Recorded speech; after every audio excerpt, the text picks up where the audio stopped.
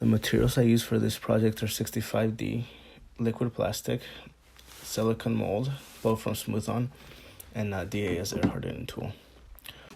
Initially, what I wanted to do was make a coffee dripper, a remanufactured and designed coffee dripper that is smaller than the original one that consumers use and easy to take, like for example on hikes, traveling, backpacking, camping, so you can still get a good cup of coffee but don't have to use the big coffee drippers that are commonly out there. So I found out that for a pot of coffee, a coffee dripper should hold around 20 ounces of grounded coffee beans. And for 20 ounces, I looked up online and saw that a cup that has an average diameter of 3 to 3.5 inches and a height of 3 inches can hold around 20 ounces of liquid fluid, or I guess the volume. So that's how I based off my design. Making a model out of the clay wasn't too easy because it cracked a lot and I had to use water to cover those cracks. But I finally was able to come up with two designs that I liked. And from these two designs, I chose a better looking one to create my silicone mold out of it. The Smooth On silicone rubber that came with two containers, the yellow labeled part A and the blue part B. Surprisingly, the yellow container did not have yellow fluid, but pink.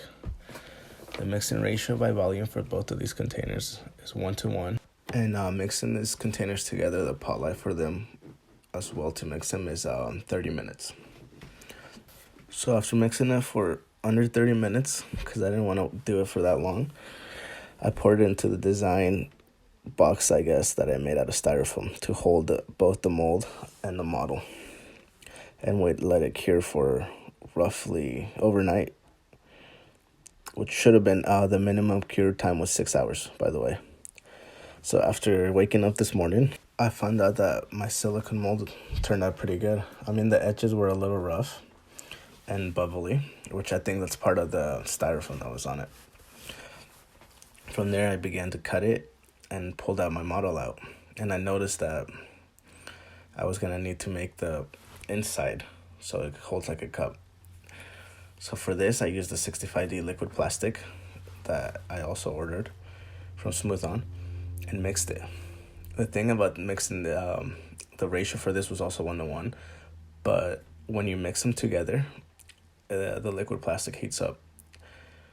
And it heats up really well that it deforms the bottom of the cup, which was a couple of the errors that I had.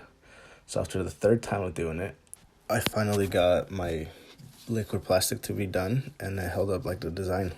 Turned out pretty